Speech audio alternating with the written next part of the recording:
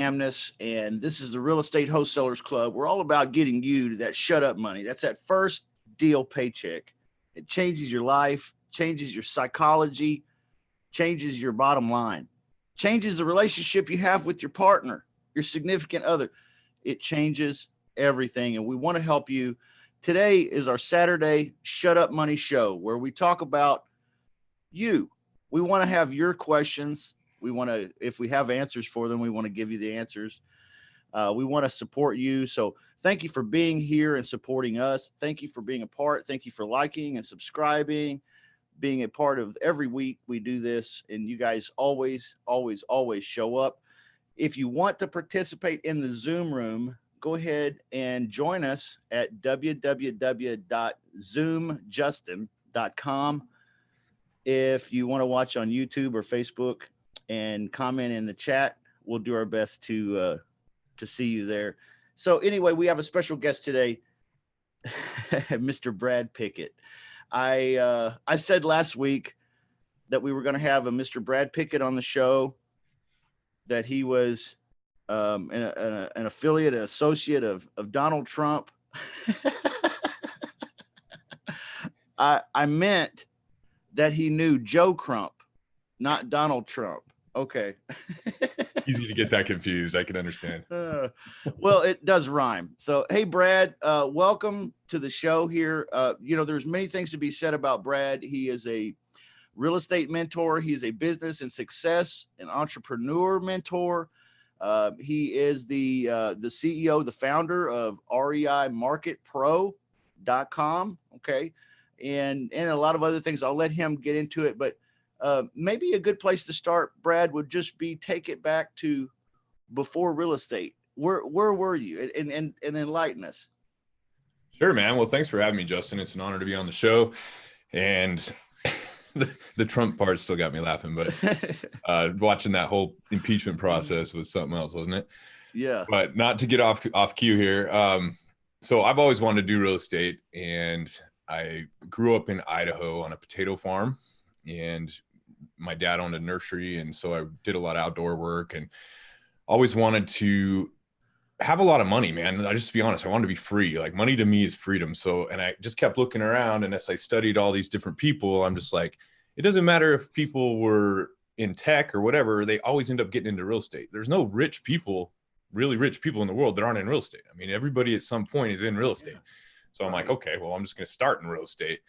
And so I went to college, got a degree in business at University of Idaho, and I still don't know how I got that degree, man. I wake up at night and wonder, have these nightmares of missing finals and shit. I mean, I passed with I was like a 2.8 or something. It was horrible, but I learned how to drink a lot of beer. Yeah. The cheap stuff, Milwaukee's Best. Yeah, the Pabst Blue Ribbon. Exactly what we drank, man. I was in a fraternity. And the parts I remember were pretty fun. But anyway, it was a great experience. And then right after that, I moved out to San Diego, California. I had some buddies that were in a golf academy out there. And so my first job was with a company called Beneficial Finance, which went away when the subprime market crashed. They were a part of HFC Finance, definitely predatory lenders. I was selling first mortgages at 14%, second mortgages, line of credits at 18%, and non-secured personal loans to I was in Oceanside, California, where the Camp Pendleton is, to military guys for 29%. Whoa. And my boss literally told me, these were his words, and tell me if this isn't predatory lending. He said, hit them before the ether wears off. Make them sign before the ether wears off. That's classic sales, right? Yeah, it was the best and worst thing that ever happened to me, because it's like you're signing them up for a lifetime of, you might as well just lock them up, put them in the dungeon. That's what it sounds like. I mean, it's, yeah, I mean, there's always two sides to the story. I mean, and I'll get into this, but I later on became a mortgage broker, and all this stuff about, people taking advantage of other people. We got to admit that, at any point you sit down when you're in a transaction, the paperwork's right in front of you, man. Read it. Right. Yeah, so there's some responsibility on both sides. But anyway, so we had to make 50 to 75 cold calls a day. And, it was I think I was making like $45,000 a year right out of college, which wasn't bad. But So it was the best and worst thing that ever happened to me. I realized from that position, a lot of people wanted to work with me or wanted to hire me because they knew what I'd been through. And so I went and worked for a little mom pa company called San Marcos Home Loans. It was a division of Riverside Home Loans. And it was just a broker guy, and started slinging loans and doing mortgages. So that was my start. And then I saw the title rep come by all the time. And this guy was driving like I can't even remember, man, but he had a sick car. He's just bouncing around, like taking people to lunch and taking people to happy hours and shit. I'm like, what is your job, bro? Right. How do I get that? Yeah. Yeah. And in San Diego, they call it a title rep. And this was before the Department of Insurance came in and changed everything. So he's like, look, man, if you want to, I kept bugging him about it. How do I get your job? And he's like, call this guy, John Wall. And so I called this guy. And meanwhile, I was doing loans. I was pretty successful at loans. This was, the way I was successful with loans was I'd stay after work and I'd call from 5 to 8 o'clock at night. And then I'd come in on Saturdays. And having a pipeline in real estate, it doesn't matter, man, what you're in. It doesn't matter if you're in loans. It doesn't matter if you're in a realtor. It doesn't matter if you're doing wholesale. It's all about pipeline. It's all about prospecting. Yeah. Can't stop prospecting. I mean, it's always the same thing. So, so I was pretty successful with that. I think I was getting up to, 70, 80 grand a year. And then I went to, started calling this John Wall guy, and I called this guy like 8 times. He never answered. And one day he calls me back and he said, "You've learned the first lesson in title." I go, "What's that?" He goes, "Persistency." I'm like, sweet. He's like, "Come in here and meet with me." So it was a test, huh? It was a test. Yeah. And that's all life is. Right. So he, I went in and interviewed with him, and I had no experience, but he's like, "Dude, you don't have any experience with this, but I'll give you a shot." And this guy was so cool, man. He took me to Nordstrom's rack and like bought me my first set of clothes so I could look good and loaned me the money. And oh man, it was cool. So then I worked in title and did really well in title. I had the best, I had a really good, territory, I guess is the word I'm looking for. It was La Jolla, Pacific Beach, and Claremont. And if anybody's familiar with Southern California, that's like the coup de grace, man. It was a good spot. So my job was to drive around and find out what brokers, whether they were real estate brokers or mortgage brokers. I was calling on the Countrywides, Full Spectrum Lending, if you guys remember them, the subprime version of Countrywide, both of which have gone away since the mortgage meltdown. But calling on these people, and I was seeing what they were doing. I knew their business plans. I knew what their commission. I knew what their top reps were making. These guys were making $500,000 a year. And I'm like, what the hell, man? So again, I'm like asking all these questions. And I think that's important because your quality of your life is determined by the quality of questions you ask. When you're around people, don't be afraid to ask questions. And so I'm asking questions, and I'm like, okay, that's it. I'm getting my broker's license. So I went to the state of California, got my broker's license. And then about 4 or 5 months. Oh, by the way, I was making like 250 grand. I was making 20 grand a month doing that job. So it was great money back then. This was 19 years ago. You said 20 grand a month? Yeah. That's not bad money now, right? No, that's good money now too. Yeah.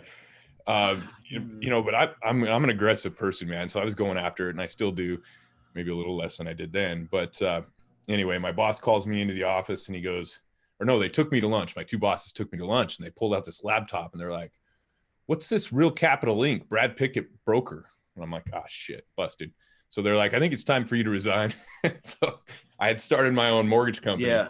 And it wasn't nothing too big. So, but we're still friends. And so then I did mortgages. It wasn't like I had some huge mortgage company. It was like 2 or 3 guys, and one of them was actually doing deals, but we were making pretty good money. And then the subprime meltdown came. So I shut down my mortgage company, but I just kept it myself.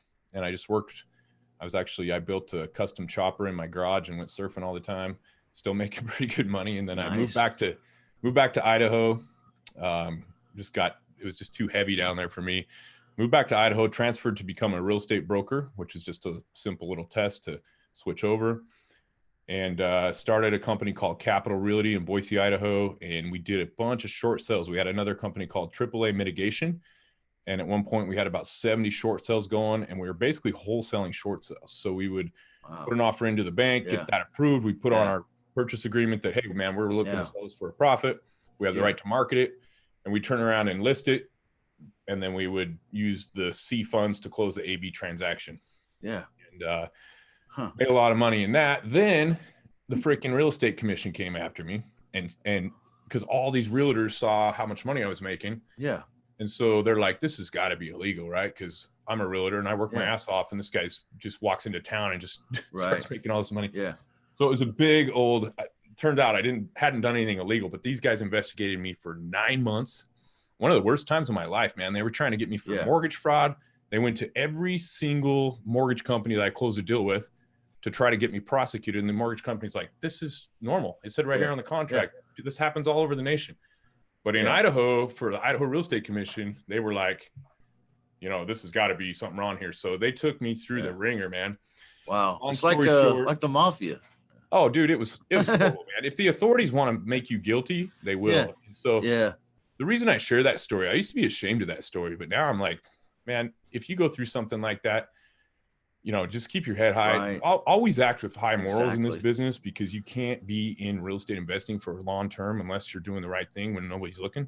Yeah. So you got to have integrity. Yeah. And I knew I had that, and I knew I was being, you know, I was disclosing. If when in doubt, just disclose, right? Yeah.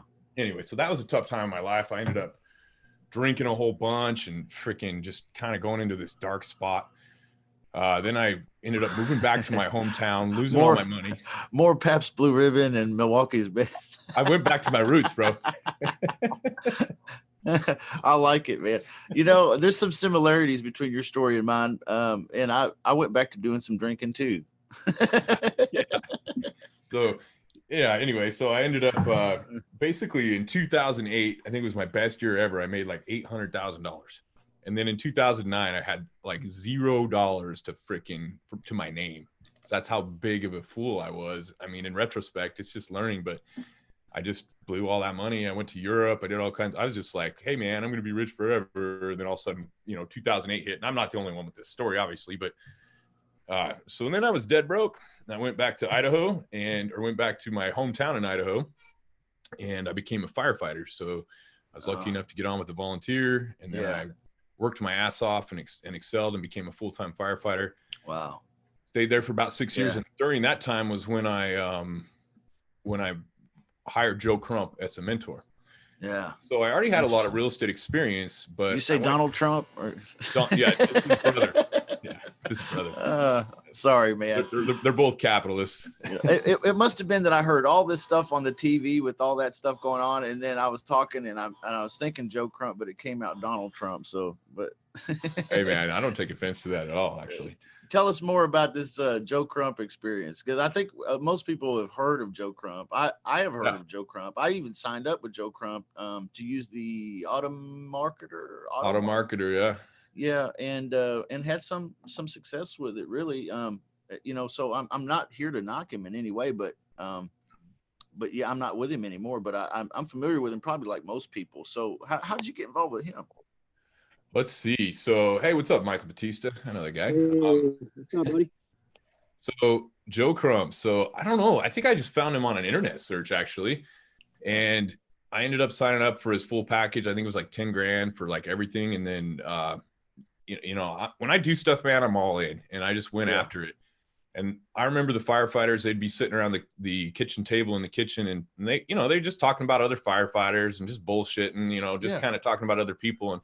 And I would always get up and go into the training room and get on YouTube and just start learning and start working on my real estate. And they're like, dude, what's wrong with you? What's wrong with this guy? I'm like, dude, I got shit I want to do with my life. Right. I don't want to sit here and jack jaws with you guys for the rest of my life. Right. Yeah. Yeah. And go and do nothing with it. You know what I mean? So it's like, and there's nothing wrong with that. Like, I just wanted more. So that year, it was 2000. Let's see, what year was that? 2014. I bought 21 houses with no banks, no credit, and none of my own money. Wow. Incredible. And I say it again, because I'm trying to process it, really. I bought 21 houses with no banks, no credit, and none of my own money. And I increased my net worth by $900,000 in 1 year. Wow. That's amazing. And you guys out there, some of you think, well, this is a technique that I may never even be able to do. Is it even real? Is it even possible? Well, yeah, we're look at it right now, right here. It is possible. And I still have most of the houses.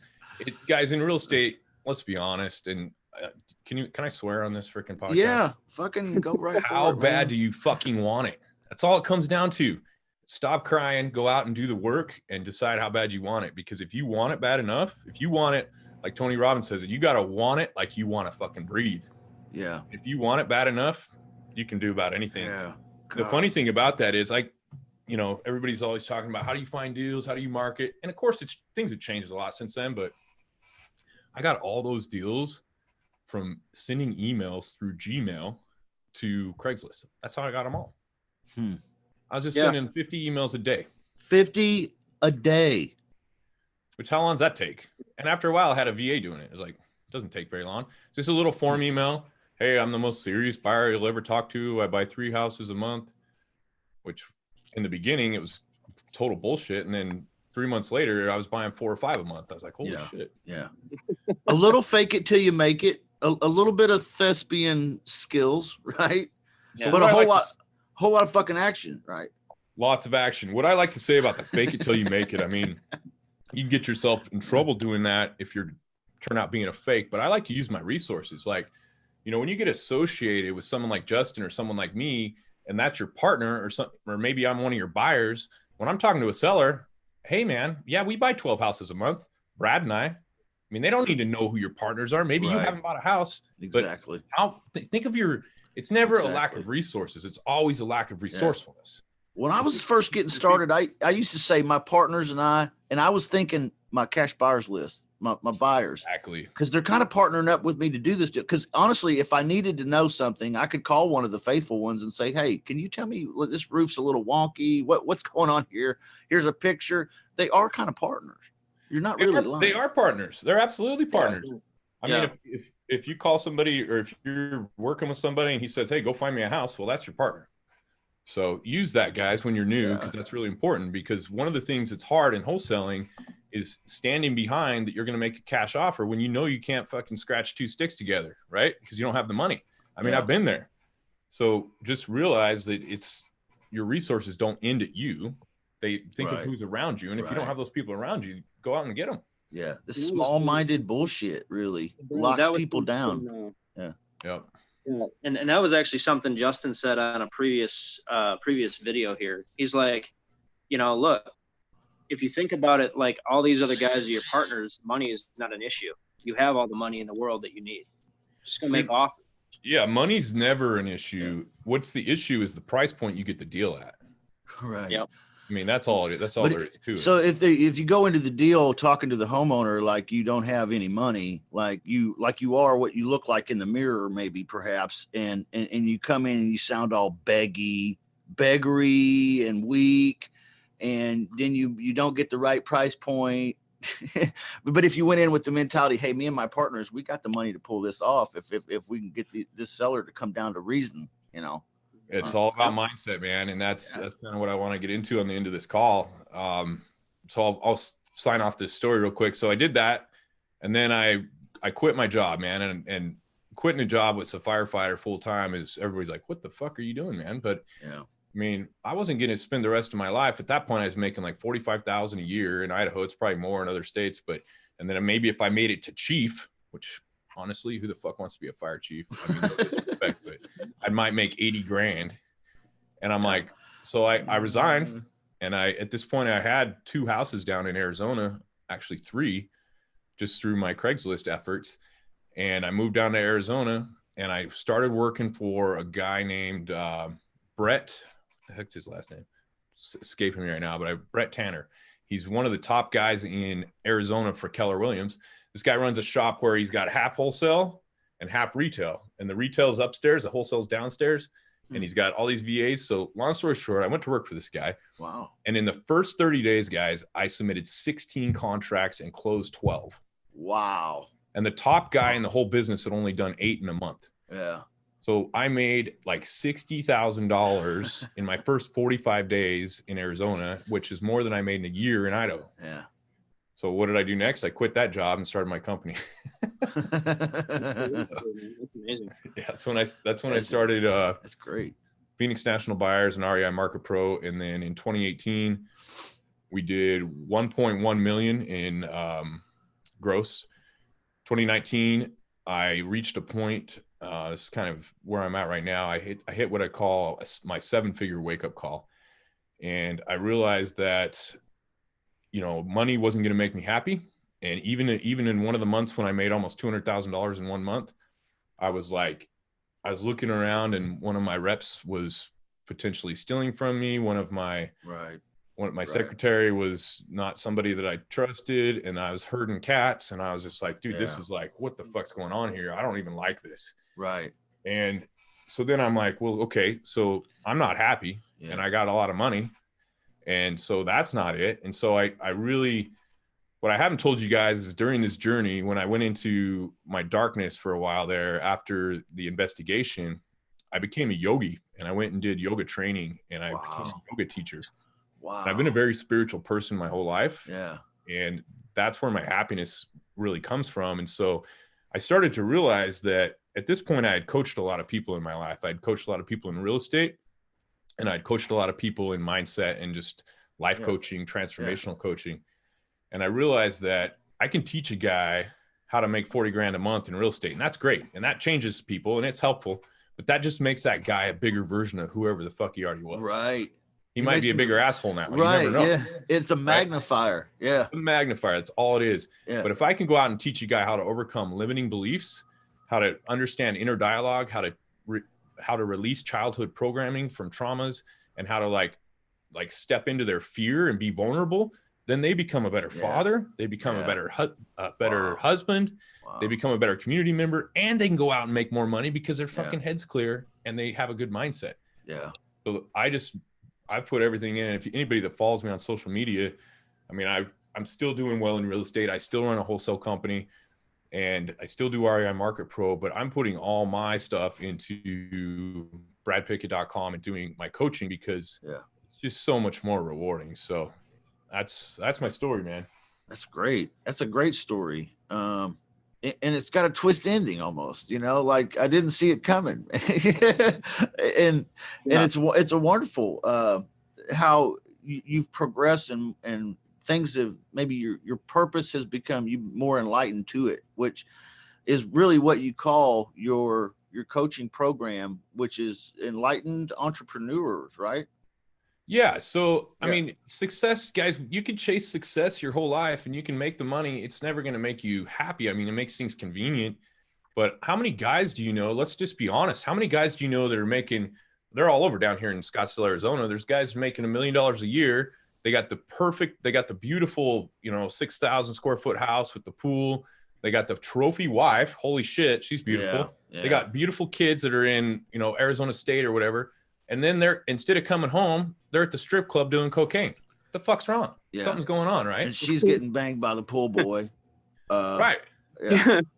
Yeah. So something's going on there. Yeah. So what I call that is people are building these foundations. They're focusing on the wrong things. They're building these skyscrapers called their careers, but they're building it on a foundation of sand because they never took the fucking time to understand who they were, what they wanted, and what's going on inside of them. And it's not really people's fault either. I mean, in all honesty, in our society, we're supposed to wear this macho mask like, oh, I'm not afraid of anything. I mean, the whole no fear slogan, like it's an entrepreneur, like guys walk around like I ain't afraid of nothing. Well, guys, when you don't know your fears, that makes you fucking weak. Right. And that's just the truth. Yeah. If you can understand your fears and become vulnerable and take that inner journey, then you can become very powerful. Yeah. And if you have emotional freedom from taking the inner journey, the financial freedom just flows. Yeah. Mm-hmm. I believe that this is more important now. So go ahead, Michael. I'm sorry. Well, I was going to say, and I know I apologize. I jumped on here a little bit late. I was wondering, did you get into that story where you were saying that you're kind of doing lease options and sub twos backwards? I don't know, Justin, did you remember I mentioned that? Yeah. That's what Brad had told me. He didn't really get into the details of that. Are you talking about arbitrage? No. I think when you and I, obviously we had chatted years ago at this point, but on our first conversation, I remember you were saying after learning about lease options and sub twos, you'd actually gotten the process backwards, where you were instead of doing a lease option wholesale, if that's what you want to call it, you were doing it on a sub 2, basically a sub 2 acquisition. And I remember you went back to Joe. This is what you told me. I mean, I could have misunderstood it, but you went back to Joe and you were telling him how you were doing it. He's like, well, actually, that's a slightly more advanced technique. I usually don't get into that, the sub 2 acquisitions, until you've mastered lease options. So I remember you were saying something like that. I don't know if that was the case. Yeah, I mean, I'm not relating completely to that, but I think we're talking about the same thing. So one of the coolest things that I love is arbitrage. So what I would do is I'd go out and I'd put an offer on a house sub 2. And by the way, guys, if you're doing, first of all, I'll say that always lead with wholesale. Lead all your marketing efforts with wholesale, because from there you can go anywhere. Once you lose wholesale, if you start leading with, I want to list a property, or I want to lease option a property, or I want to sub 2 properties, then you never can go back to wholesale. So always lead your marketing efforts with wholesale. And if you do that, you're going to have a bunch of sub 2s in there. And I think maybe what Michael's talking about is I do a lot of arbitrage, where I'll go in and I'll make an offer. Let's say that a guy has a house worth $100,000 and he owes 95 on it. Obviously you can't wholesale that, right? Unless he's going to come in with $25,000 cash. And so basically it's a sub 2, right? So I'll go in and I'll say, hey, look, I'll take over your payments. I might even give you $1,000 to move. And he understands that and he's okay with that, but I'll put right on the contract that it's subject to me finding the end user. So then I'll turn around and I'll go find somebody that can pay $10,000 down and take over those payments. So I'll make $9,000 to take over that house, but then I'll also sell it to the end user for $130,000, and then I'll make that money in the difference. Is that what you're talking about, man? I don't know. Yeah. And I remember, I think what you were initially talking about was, Joe calls it the for rent method. And when you had learned about that, you had kind of got the processes back, kind of backwards. And I remember that's something you told me on a phone call. I just thought that was really cool. That you just went for it, didn't care if you had the exact process down perfectly, but you still made it. You know what I mean? I just love that story. That's what I was telling Justin. I just thought that was really neat to share. Yeah, man. Joe was kind of like a launching point. I realized that, he did teach me a lot of things. And I also went to, I don't know if you guys ever heard of Nouveau Riche. There was an old school. Yeah. Time ago. Nouveau Riche. Whatever happened with that? Jim Piccolo, the owner, dude, that guy, he's been in some trouble. I mean, the guy's a felon to start with for stealing cars, but then he's just a crazy guy, but he's made so much money. It's hard to say exactly what it's a cool fucking name though. I remember the first time I heard it, I was like, ooh, I want to be part of the Nouveau Riche. I was in Nouveau Riche, and that was the technique that got me in all that trouble, even though that's where I learned how to do all those short sales.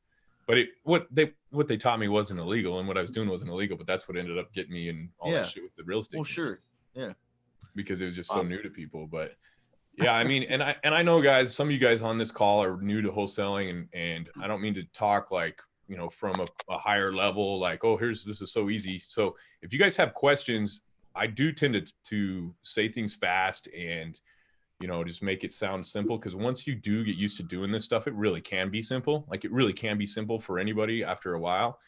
But I know when I ran through that arbitrage, it's pretty fast. But basically, it's kind of like it's very similar to a sandwich lease. You're basically getting the terms. You're taking over the terms of the guy's existing mortgage, and then you're going out and finding somebody to sell it to at a higher level. This is just called arbitrage. I mean, this happens in the oil industry. This happens in cars. This happens in jewelry. It's basically wholesale. It happened in the Empire State Building. Yeah. It happens everywhere, right? The Empire State Building is the biggest known on record situation for that being, basically a deal. Yeah, essentially wholesale is arbitrage, really. I mean, that's all it is. So you're getting something under contract and you're selling it for a higher value. And wholesaling, you're selling the actual contract. In this case, I'm coming in and, well, this is where it might get a little confusing for you guys, but I come in and go on title, and then I turn around and sell it on a contract for deed. So that guy doesn't get title, but he gets a contract. Mm-hmm. And a contract for deed, the easiest way to think of that is just like a car. You get to use the car, you get full access to the car, but you don't get the title till you make the last payment. Right. Absolutely. And I would do this, and I'd also do that with owner carry. So I'd go out and like, for example, I bought a cabin in Idaho for 200,000, five grand down. And I turned around and sold it. I just sold it on contract for deed for 260 or 255, got 30 grand down. And this one is a owner carry situation. The guy was free and clear, and we set up a long-term escrow with the title company. So I was making a payment to the title company, and they would pay it out to the guy. That's what a third party uninterested intermediary does, right? So it's called a long-term escrow. And now that I've sold it again, or I sold it on contract, I stay on title. The end buyer makes the payment to the title company, pays my mortgage, and pays me the spread.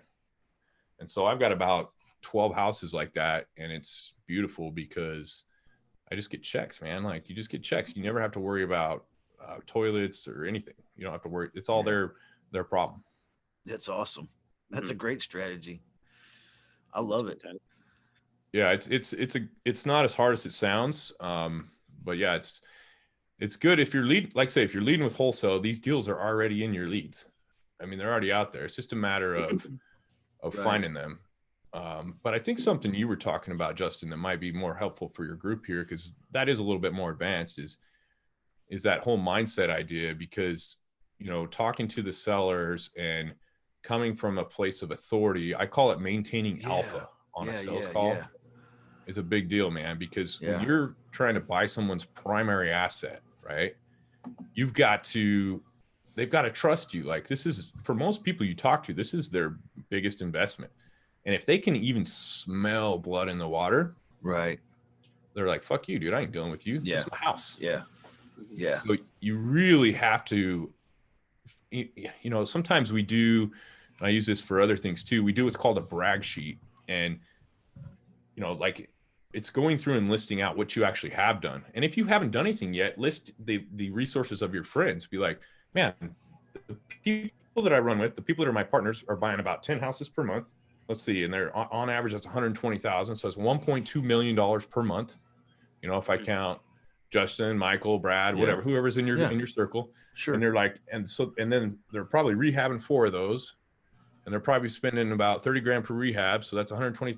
Just write that shit down and be like, when you're talking to this, read it yourself and be like, holy shit, I actually do know some really cool people. Right. And you need to start to realize that when you're on the phone with that seller, you may very well be their best opportunity to get what they fucking need. Exactly. You've got to step into that. It's your responsibility. So when you come to the table and play small, you're not only fucking yourself, you're fucking the seller. Right.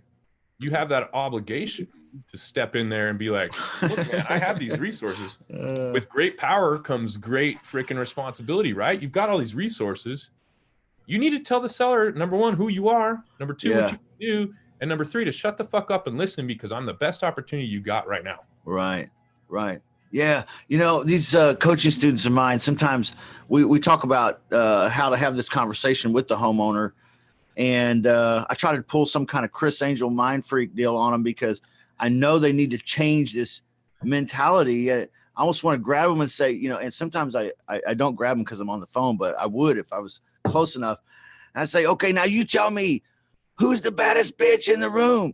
Who's the baddest bitch in the room? It's you. And now, okay, are you ready now? Are you ready? Now dial. Okay. Like, dude, it's no different than, and everybody goes through it, and you're going to sound stupid. You just got to learn it. I mean, I'm going through it right now because I'm transitioning into marketing for doing transformational coaching. And I have these moments when I'm like, like I'm recording a webinar and I'm like, dude, who the fuck's going to want to hear this? Who am I to talk about this? Right. And the truth is, I'm a fucking great person to talk about it. But it's like my mind, I call it little Brad. Everybody's got the little guy in him. The 2 wolves on the shoulder. Yes, you guys heard that story? Everybody's insecure in some way, right? Oh, fuck yeah, dude. That's the fears. And just face it. Here's another thing. If you feel those fears, first of all, do not be critical to yourself. Look at yourself, and guys, this might sound stupid, but I'm gonna take you through this. Like, if you have fears and shit, you just look at it and you look at yourself like with care. You like a mother would look at a child. You say, okay, I understand you, Brad, or little Brad. Tell me how you feel. And you write out these fears. And then you look at them and you're like, hold on a second. And then you go back and you write why they're not true. Yeah. And just that practice alone, I wish I had my iPad here, because guys, I still do that. Yeah. I still do that. That's a great idea. And you got to get that shit out of you. And you got to be, you know, the whole idea of wearing a macho mask and being like, oh, I'm tough and I'm not going to talk about it. Well, guess what? Then it's just going to keep fucking you over until you get it out of you, until you understand it, until you take the time to look at it. Right. And you just got to overcome it.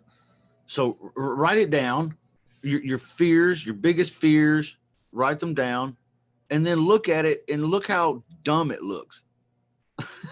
Yeah. And then what you're going to realize is it comes from some insecurity. It always comes from two things, insecurity and fear. And insecurity is fear.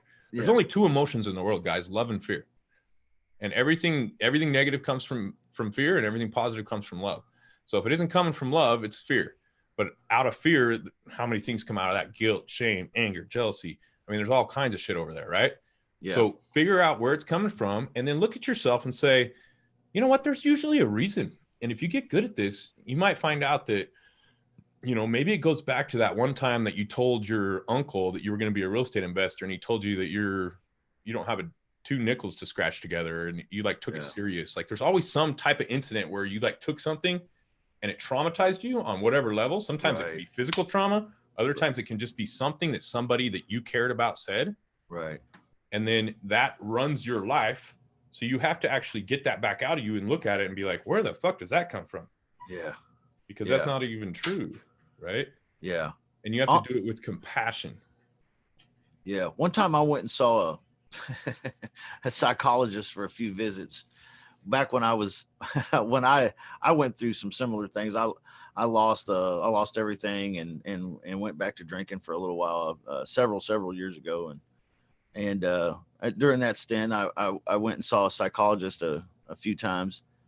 And, you know, he told me, we talked about a lot of the things that you were just talking about there, Brad, but he said that, you know, what a lot of this boils down to is you're just not being honest with yourself about some of this. And, you know, I have to admit the guy was right. You know, I was building up the fears, the insecurities, I was blowing them up. And then the good things, I was bringing them down. I'm not really taking things really how they really are here. That's so true, man. I call it radical personal responsibility.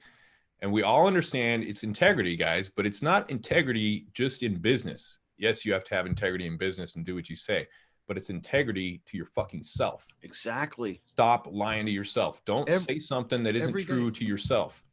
And guys, if you can learn to be honest with yourself, and to do this, it takes awareness. So first you have to be aware of the inner dialogue that's going through your head right now, right fucking now. What's going through your head? What the fuck is Brad talking about, man? If whatever it is going through your head, think about it. Be aware that you have an inner voice, and whatever that inner voice is saying to you is running your fucking life. Yep. So make sure, do you want to plant oak seeds or do you want to plant weeds? Because your mind's a garden and you're basically deciding what your future is going to be by your inner dialogue. And so you want to make sure that that shit's true. Yeah. And you don't want to, and another thing, when it comes to personal responsibility, every single thing that shows up in your life is your fucking fault, period. Yeah. As soon as you learn that, you are super powerful. There's a quote by James Allen, a guy he wrote a book called As a Man Thinketh.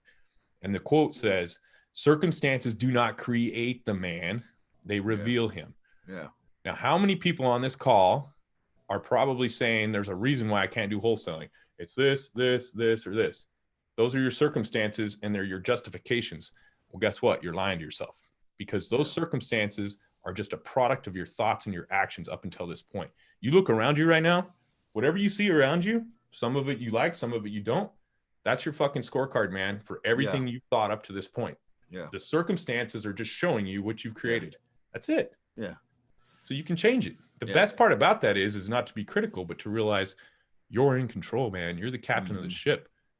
Put down your rudder and start driving, man. Yeah. Yeah. What we're talking about here, as I started to embrace some of these principles into my life, I noticed it had a remarkable change on my personal partner relationship. My wife, it's like dealing with her now, with me being honest with myself about everything, became like the fix. You know what I mean? Because how do you have a relationship with somebody who doesn't know what the hell all the time and where they're coming from? Am I even making sense, or am I just off? No, it is kind of hard to explain it, but essentially when you aren't being honest with yourself, then you can't, I mean, you have no position to stand from. Like when you're honest with yourself, you're centered and you're in your power. Yeah. Now, if you say something to your wife or to your girlfriend and you're like, man, I can't believe you did that, you need to be like, why did I say that? You know what? The real reason I said that, because I'm fucking insecure and I'm mad because that guy's better looking, or I think she might like him better than me, or you need to just be honest. Yeah. And that's attractive, because a woman can trust that. Yeah, dude. Vulnerability will set you free as soon as you start to see where this is really coming from. And that's the radical personal responsibility. When you do something wrong in your life, you know, act out to somebody or call a friend out on something, or say something you shouldn't have said because somebody offended you. You need to go look at why you said it and realize, you know what, the reason that Brad said that was because he was actually scared, because he remembers the last time that he met somebody like that and they fucking did this to him. Yeah. I was just scared. And then you're like, okay, I see it. Fine. And then you go back to that person and be like, I'm being real, man. This is what, I'm sorry. That's, you know, and man, that shit sets you free. Yeah. Yeah. People think it shows weakness, but it gives you power. Oh, yeah, exactly. Yeah. This, I don't mean to overrun everybody in the Zoom room here. If you've got questions, feel free to interrupt us. I'm okay. Yeah. Let me step up real quick. I'll be back in 2 seconds.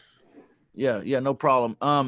I like what we're talking about here because it has a lot to do with where society's taking us. Okay. You guys realize that we are headed is full steam ahead into an era of society where jobs are kind of going by the wayside. Everything's being automated. What's not being automated is being outsourced.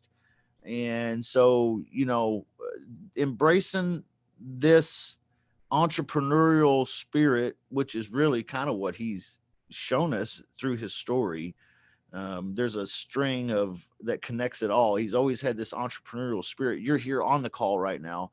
You're listening to the podcast right now because you have the same entrepreneurial string running through your history, your life, or perhaps, you know, it's a new eruption in your brain and you want to become an entrepreneur. For whatever reason, you want to start a business. You see the writing on the wall that showing up and clocking in and taking orders from a manager who, by the way, I've had lots of managers. Most of them didn't know their butt from a hole in the ground. Okay. Most of them didn't care two shits about me or my family. Okay. Or my money or anything else. When you're working like that, you know, you're working for someone else's dream. Okay. You know, this entrepreneurial spirit that's got you here listening today, you know, is really what I'm calling out to. Guys, I want you to catch the fire, catch the flame here, and let it burn bright enough for you to do some of these things, like write out your fears, write out the reasons why you don't like making phone calls, write out the reasons, and then look at how silly it is. Okay. And then if it's something that still has to be done and you can't get over it, okay, consider outsourcing it. Guys, you don't have to give up and quit. You don't have to sweat it. You can take one step back to take two steps forward. You can sometimes just take a lateral step to the side. Just don't stop stepping. Right.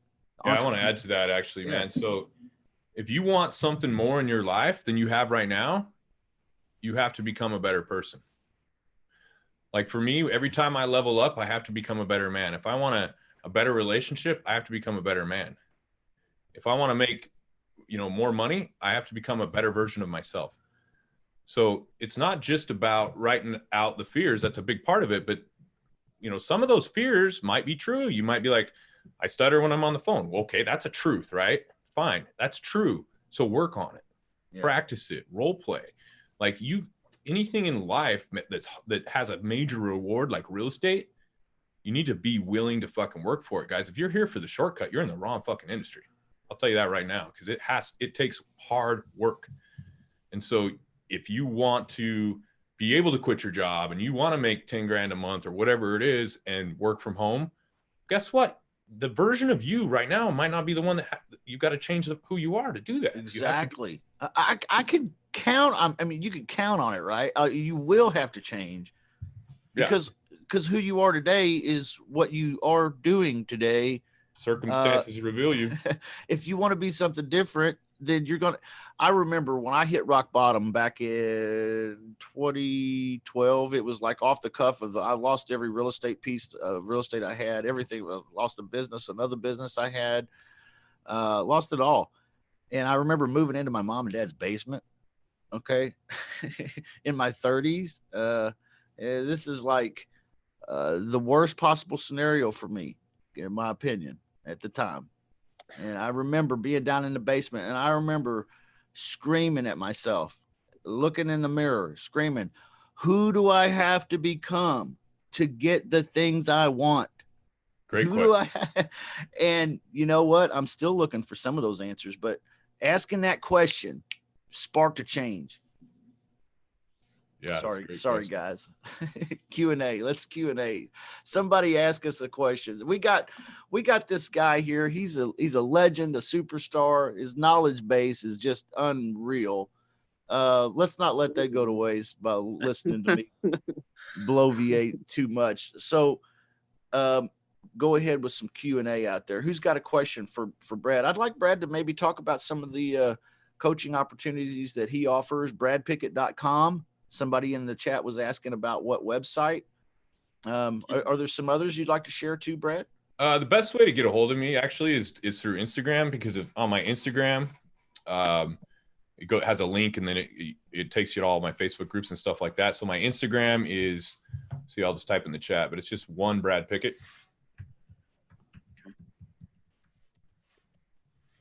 And that's the best way to get a hold of me. But yeah, if you guys have questions about real estate, I'm also doing, I also do note investing, not to get too crazy here, but we buy non-performing notes. I'm an expert at marketing. If you guys want to talk about lists and data, if you want to talk about strategies for talking to sellers, if you want to talk about exit strategies for moving real estate, if you want to talk about growing your portfolio, if you want to talk about what's holding you back, that's probably a better conversation. In all honesty, guys, 80% of this shit, and this is for life in general, 80% of it is your mindset. 20% of it is the actual tools. So you can spend forever learning your neighborhood, what your repair costs are, how to talk to sellers.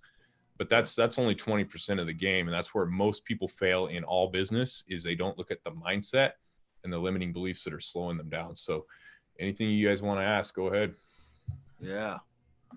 Yeah, we've opened up the floor here. Unmute your mic, guys. Kick your camera on if you can.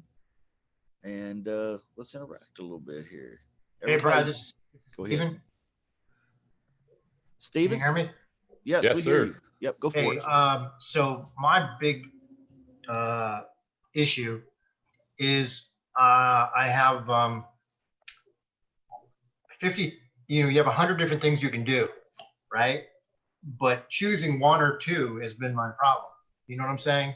You end up with paralysis of analysis, and you don't know where to start, and you've got all these opportunities and you're chasing one after the other. Does that make sense?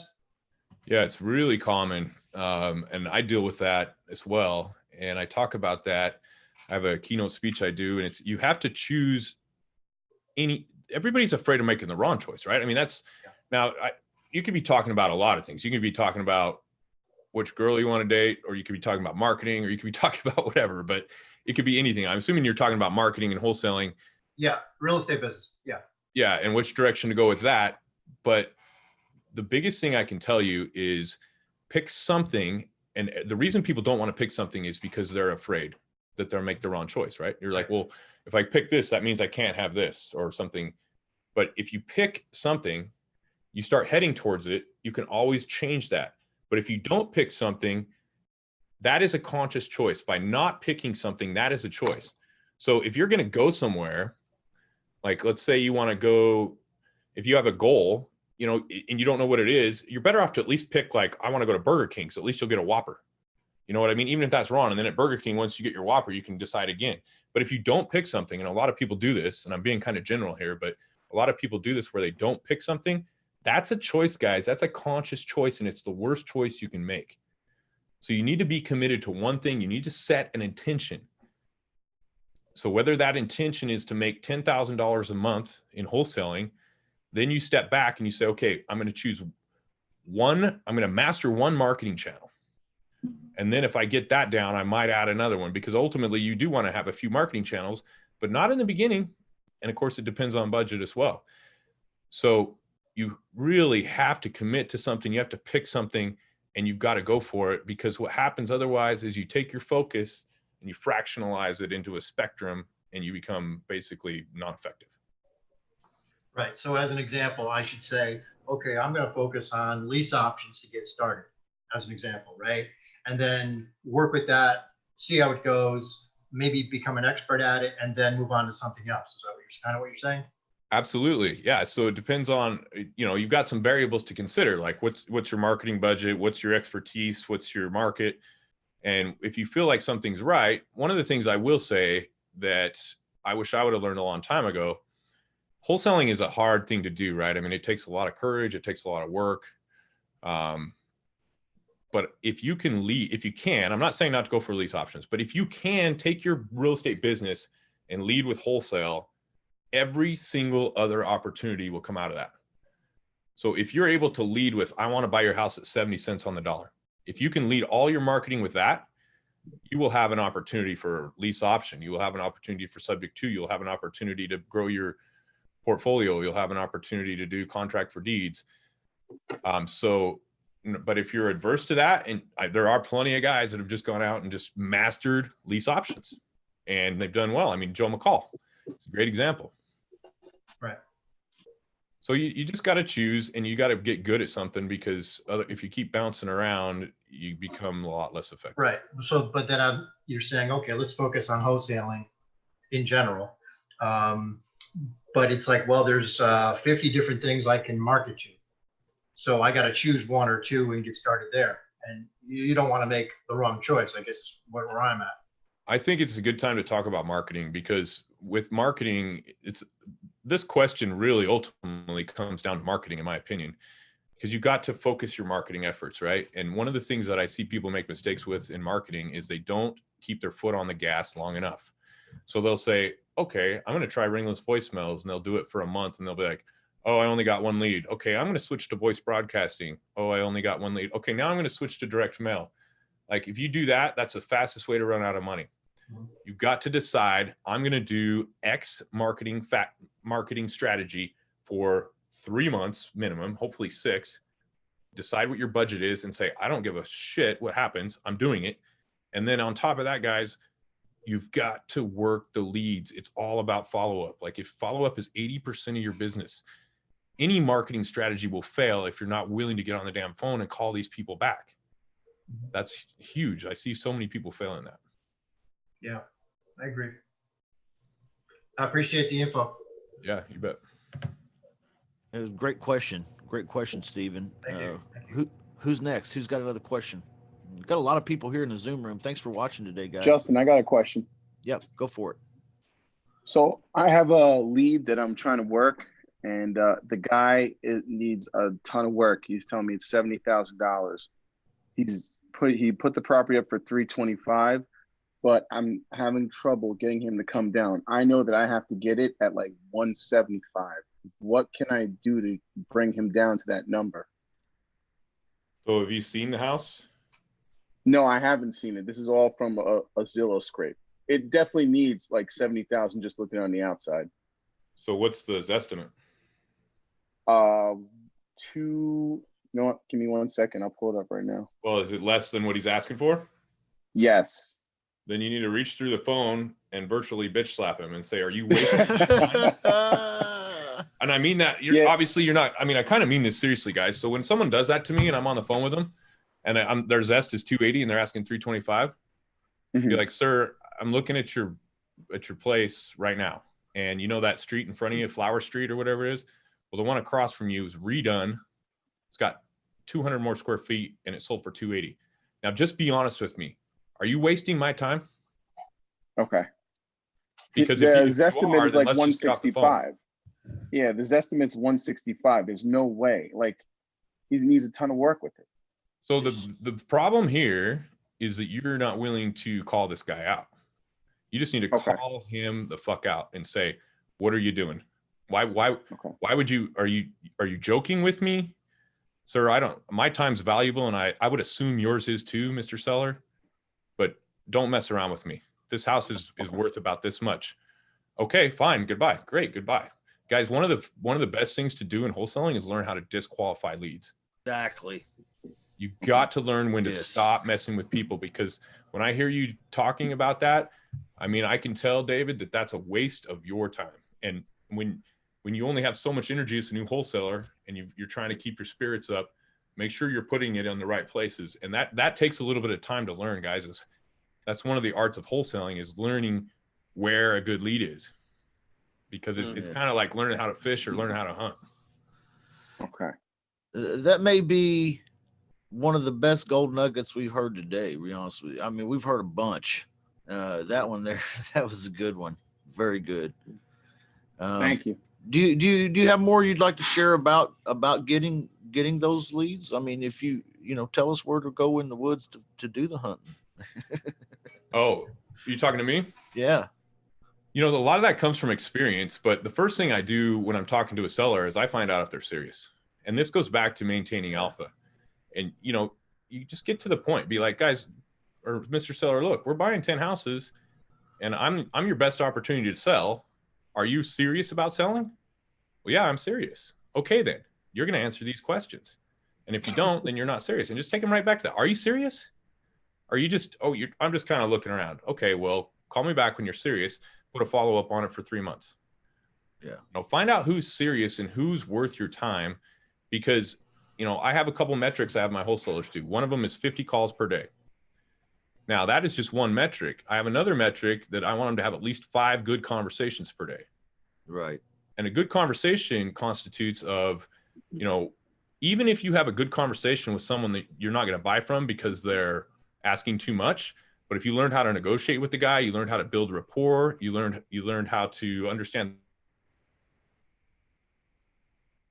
You need to have those good conversations. And if you start doing that, you can start to get a feeling. It's almost like an energy that you can feel when you're making progress. And it's no different than, I don't know if you guys like to hunt or if you guys like to, I mean, it's kind of the same. It's like a sixth sense almost, but you've got to be very diligent about your time and put make sure the seller understands that your time is fucking important to you, because that's what's going to make them respect you. Who's the baddest bitch in the room? Right. Well, really, to be honest, who is? Because you're talking to a layman. You're talking to a person that has one house most times. And you are the baddest person, even if you're a brand new wholesaler. Exactly. Just being in this group, you have probably 100 times the information of that seller. So you have to step into those shoes. Exactly. Let's go to lightning round here, guys. I don't want to keep Brad. We've been cracking at this for just about an hour, so I don't want to keep him a whole lot longer. But let's do lightning round. Any last questions, real quick, pithy questions? Let's hit it. Yeah. What does Brad like to hunt? What marketing does he use? Text blasting is it's probably not the right way to say it. Text blasting. Text messaging is great. Ringless voicemail is great. Voice broadcasting is aggressive, works good. But primarily right now, guys, in the industry, I can tell you that the highest or the lowest cost per deal is SMS. That's a great question. Thank you, Brad. Anybody else? Lightning round. Going once. Hey, Brad, let me ask you about that, about the voice broadcasting, because I haven't really looked at that much myself. Obviously, I have my platform. I know you have your platform, REI Market Pro, and you're doing a lot with that RVM and the voice broadcast. Have you had any challenges or have you had any issues with folks getting in trouble or anything like that with the voice broadcast? Because I know there's some laws and stuff around that. Can you like shed some light on that, what you know about it? Yeah, absolutely. For voice broadcasting, no, we haven't had anybody that's gotten in any trouble, but I'm sure there are people. For voice broadcasting, you can only voice broadcast to a landline unless you have a lead that is what's the word? An opt-in lead. So opt-in means that you've got some website that's pumping out, phone number. I mean, nobody has opt-in leads in this industry. Well, most people don't. So you can only blast to landlines. Now, when we first learned that, because when we first started using voice broadcasting, we were hitting cell phones with it, which I'm glad we stopped, because that's a really quick way to get in trouble. And when we first learned we could only go to landlines, we're like, oh shit, this is going to kill us, because the voice broadcasting was working so well. So then we switched to landlines, and our numbers were about the same and maybe even went up a little bit. And now you guys are probably thinking, well, hold on, nobody has landlines anymore. But the people that do are generally people that need to sell, that have equity, that want to do it the old-fashioned way. And it works really well. So voice broadcasting, if you guys don't know what it is, it's basically an automatic system that blasts out. It can do, oh man, it does 1,800 calls an hour on the low speed. So it's mega. I mean, it's like a shotgun. And you're going to get, it does a message that says, hey, this is Brad. I'm buying houses in your neighborhood. If you're interested in an offer, press 1. If not, press 2. I'll take you off the list. They press 1 and it transfers right to you live. That's amazing. So one of the things that's good about that is, if you guys have been in this game for very long, it's hard to get somebody on the phone when they actually want to talk about their house. You can get them on the phone, 2 weeks ago and they were all about it, but now you've called them 3 times and they're busy, man. They got their grandkids in town. They're blah, blah, blah, blah, blah. They don't want to talk about it. And so this gets people when they're ready to talk. But it is aggressive and people do get pissed. And when people will transfer through and they'll be like, you already jump off a cliff. I want you dead. What's your company name? I'm going to fucking kill you. Yeah. And the way you always handle that is you say, sir, I apologize. I will take you off our list. What's your phone number? And then you just write it down and get off the phone. So it's aggressive. It's not for everybody. I mean, if you're timid of that, then it's not for you.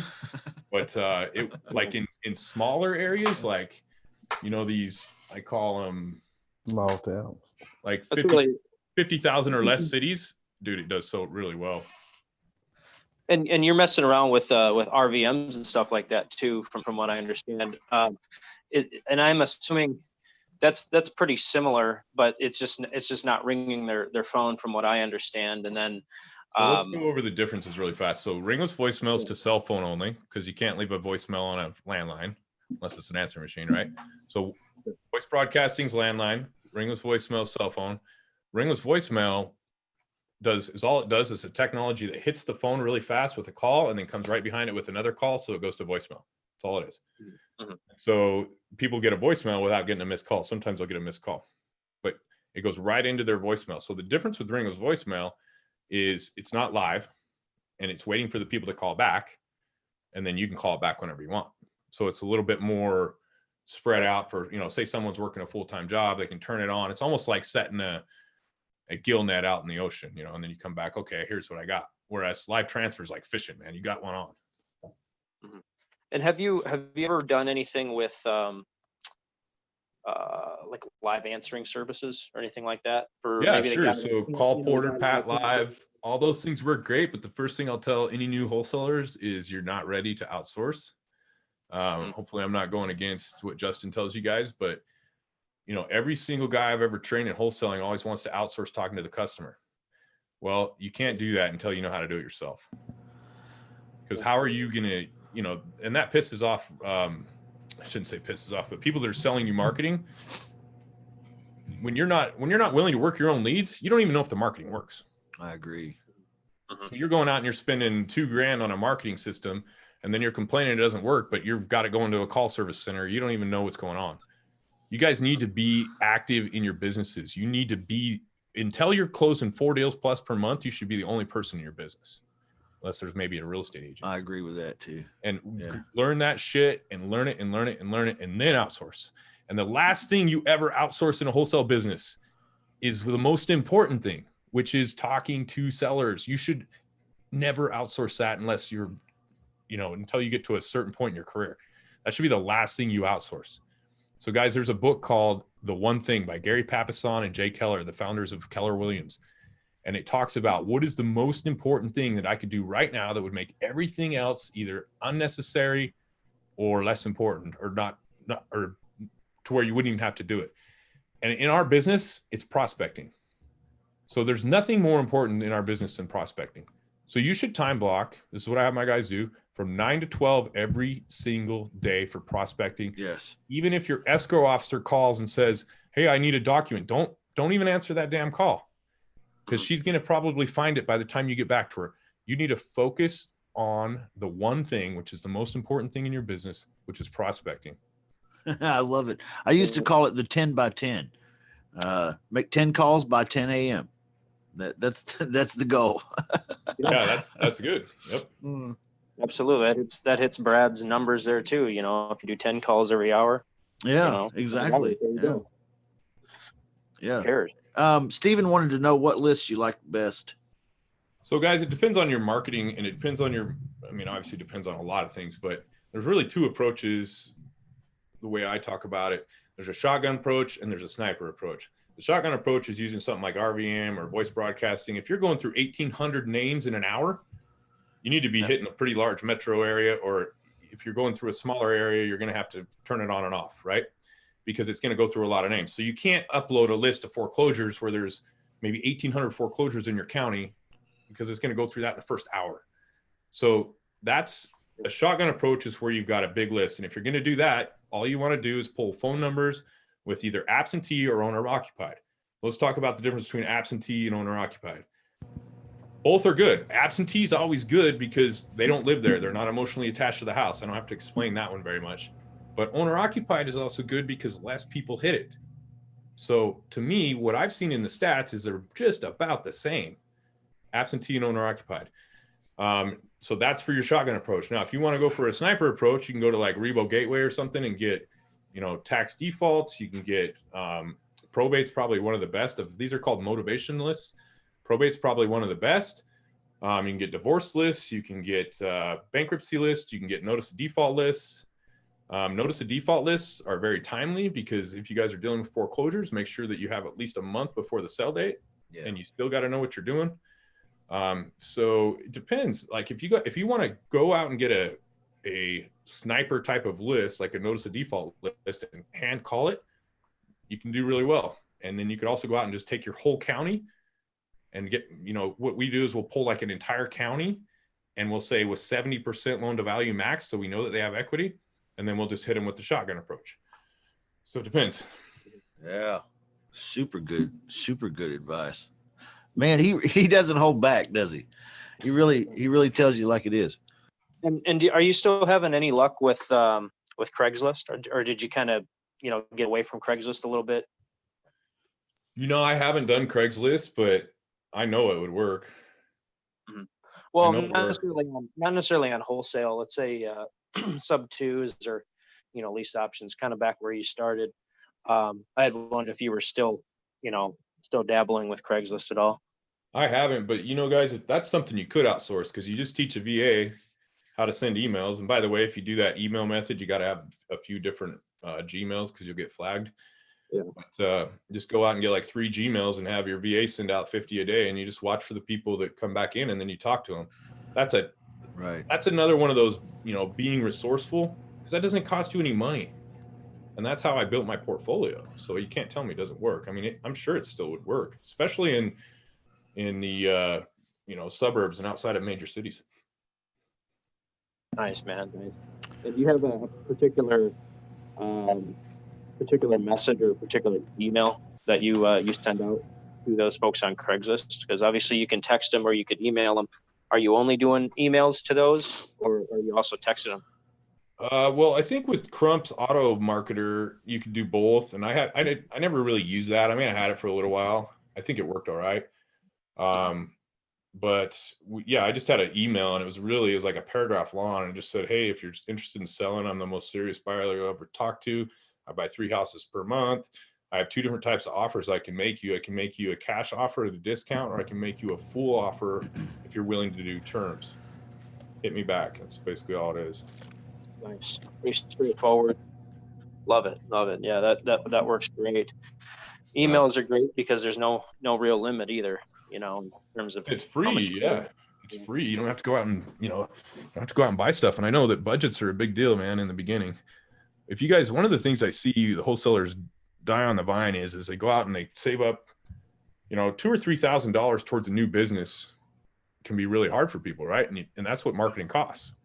You go out and put that money in, and then you don't even have the right mindset or the courage to make the calls and the follow-up. And I see so many people fail that way. You've got to really maximize your resources. Right. And when you send stuff out, you've got to follow up on every single call. And the people that I got one guy that when people call us and say, fuck off, he calls every one of those people. He turns like 1 in 3 into a deal, or into a conversation, I should say. So yeah, maybe like 1 in 10 into a deal. That's pretty good. Yeah. I mean, you wouldn't have gotten, you know? Yeah, you just got to follow up. So that's incredible. And guys, those could be the best ones too to follow up on or call, because, you know, they've already said no. Worst case scenario, they're going to say no again. You know what I mean? Yeah. So you know, I'd rather you mess up on those than, you know, mess up on the, you know, on the S's. And it's just an experience call. You're always building experience. That's a really good point. That's why I call those good conversations, even if they're not a deal, because you might've got that person off the ledge. Oh, you're a stupid real estate investor. Stop calling me. Well, sir, what are your goals? I mean, just tell me about your house. And like, if you can learn how to turn people like that, that gives you confidence. And then when you get the right person on the phone, you'll be able to close them. Eventually you have enough success, it becomes fun. You know, Exactly. It might be scary at first, right? But you go down that slide and you're like, wow, it was scary when I was at the top. It was scary while I was climbing. Then I was up at the top and I was looking down. I was like, holy shit, what am I going to do? And then you go down that slide and you find out, wow, that was actually fun. Let me go back and do it again. Cycle of life. So Stephen wants to know how to keep track of everything, CRM. So super great question. Guys, this is a big deal, man. Like we use Podio and we used Investor Fuse for a long time. Then we just built out our own and we just use Podio. But one of the things I tell my reps is if it isn't in Podio, it didn't happen. Did you call that guy back? Yeah, I called him. Well, it's not in Podio. So, and the reason we do that is because follow-up truly is 80% of your business. So if you're going to do $100,000 in a year and you're not good at follow-up, you're losing 80 grand. So you have to have a system. If you guys are still using yellow pad or writing notes on a piece of paper, that's fine. It needs to be transferred into a system. There's no excuses for that. Yeah. There's so many free CRMs out there, and Podio is one of them. It's one of the best ones. And you can build out Podio if you're good, it takes about 6 or 7 minutes. If you don't know how to do it, it might take you 2 hours. But learn that stuff. This is what I'm talking about, becoming a better version of yourself. Yes. Go out and learn that shit. You have to have a follow-up system. You have to have something that tells you it's time to call Mr. Smith back, because that's when, guess what? If you're not going to remember all this stuff. It just doesn't matter. Yeah. If you don't call him back, I'm going to call him back, and I'm going to get the deal. Yeah. And it's not even, it doesn't even necessarily have to automatically drop them a text or automatically drop them an email. Just purely the reminder. So, okay, now I can go do it. Or now we don't even use follow-up sequences anymore. We used, I think what Michael's talking about, there's some systems out there that'll, send an email on week 2, send us SMS on week 3, whatever. That stuff's great and it does work, but it can be expensive. But all we do is you just have to have a task system, and every single lead has to have a follow-up task, no matter what. The only reason they wouldn't have a follow-up task is if the property's sold or the person died. So that's one of the biggest mistakes I see in this business as well, is every single lead, there should be a future task telling you to come back and call that person again. And if the person says, hey, I'm not selling until the kids are out of school, so that's in May, right? Well, then don't put May as the callback date. Call them back at the end of February so you can start working that deal. So anytime they tell you 3 months, that's a month. If they tell you a month, that's a week. Right. Cut the callback time in half every time. Right. Yeah. Just keep your stuff at the forefront of their mind. Excellent. You might have called them 5-6 times by the time no one else is doing that. Yeah, well, right? or you don't call them and you call them back in May and they're like, I sold to Brad. Right. No, I sold them. Whoever called, you know what I mean? Right. Yep. It's happened to me. Yeah. But that's how you learn it, man. Yeah, you drop the deal, but now that's not going to be a problem again. That's how I learned how important it is. I mean, you lose $20,000-$30,000 doing that a couple times, and you're gonna realize the value of a CRM. Right. Right. I totally agree with you. I call it working for the list. I, Yep. I quit working for the boss. Now I work for my list. Well, if you think about it, that's your asset in this company. Yeah. I mean, you've got intellectual property, but your leads are your assets. And if you have, in a database, maybe you've only got 400 or 500 people in there.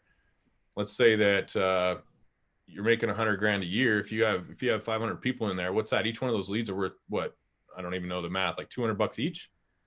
So you need to you need to start to see that as an asset, and you never know, man, which ones are going to be the deals. Like the ones you think are going to be the deals usually aren't. And the ones that you thought I shouldn't even call this person, but you called them just because you were supposed to, because you had a follow up. That's your deal. You can never tell. By prejudging leads will kill you in this business. Right. So true. Don't even look at one of the things I do is like when people go through their leads and they're like, I'm not in a good mood today, I don't want to call. Guess what, guys? You never want to make calls. Let's be honest. I don't. So you go through it and you're like reading it. And you're like, oh, this is the guy that told me he wants double the money. This is the guy that told me to F off. Don't even read the notes. Just go to the next lead and dial the number, then start reading the notes. Because otherwise your mind will start to back you out of it. Yeah. Prejudice. Yeah, and that costs it's costing you money, because you never know. You might call that guy and something's happened, he's decided to move to some other place or whatever. You never know. Things change. And most of what he told you the first time you talked to him was lies anyway. A lot of people will kind of smoke screen you or lie to you to begin with, and it takes a couple of interactions to start really getting into the heart of the real matter. It really does. And that's an art in itself. When people tell you, a couple of things that are really important on phone calls are, why are you selling? Right? Like that's so fucking important. And you have to ask that every single time. And the first answer they give you will never be the truth. Right. So you have to have enough rapport to dig down deeper. And when you finally get to the point where the guy's like, okay, dude, so here's the deal, man. The IRS is after me for my business because I did this or this. And I really, as soon as he reveals something to you, whether it's personal on whatever level it is, then two things happen. Number one, you understand the problem and you can solve it. And number two, you built major rapport with that person. So now he knows his secret. And that's what makes a wholesaler successful, is when you get to that point where you know that guy's secret, then you're in. Right. And once he gives it to you, he doesn't want to give it to any other wholesalers because it's painful, right? But if you can build that rapport and finally get him to tell you the damn truth, and he's revealed it to you once, then in his mind, he's like, this is the guy I want to work with, because I don't want to go through this again with somebody else. I just want to work with you. Right. Yeah. Good point. Absolutely, man. Appreciate you saying that. And I mean, in anything, especially working with these sellers, it's a great responsibility, because we have great knowledge. It's a Tony Robbins thing. Brad talks about that, and when we can come in and solve problems, that's really all we are. We solve problems. Now, can we make a little money? Yeah, ethically, yes. But at the end of the day, we're solving problems, trying to create a win-win. That's all it is. Yeah, and that's the way you got to approach it too. I mean, if you think of it that way, and you think of it like you genuinely have, guys, this is about being genuine and about truly wanting the best for that client. And if you truly want the best for that client, it's going to come through on the call. It's going to drop all the bullshit of all the anxiety of like, should I be on this call? You're just going to be like, look, man, I'm just trying to help you. I'm really good at what I do. I have all these resources. Do you want to talk with me or not? Let's just get right. Just be fucking real with people. Right. Yeah. So true. All right, guys.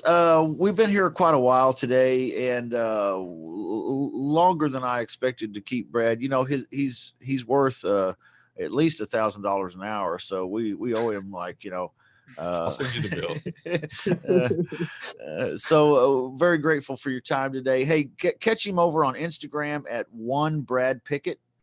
And you can also visit bradpickett.com, or you can check out reimarketpro.com. Yes, sir. Check him out, guys. He's got some good content over there. And, if you've enjoyed listening to him today and visiting with him here, you will enjoy more He's got a lot more to share, a lot more to say. This guy is very, very talented when it comes to dealing with the human. I can tell, not just the business, but the human. And that's kind of the root of the business anyway. So what a great perspective. Thank you so much for being a part of the show today, Brad. And we look forward to maybe having you back someday if you're willing to. You know, that'd be great. Thank you, Justin. It was a pleasure to have Brad. pleasure to be here. Yeah. Thank you, Brad. Thank you, Justin. Thank you, Michael. Appreciate you guys. Thank you, everybody. Yep. Welcome. Thank you, Thanks, Michael guys. Batista, everybody that joined in. And God bless you guys. Like and subscribe. And we'll see you next Saturday, 10 a.m. Central Time for the Shut Up Money podcast. All right. Thank Bye-bye. you. Thank you, guys.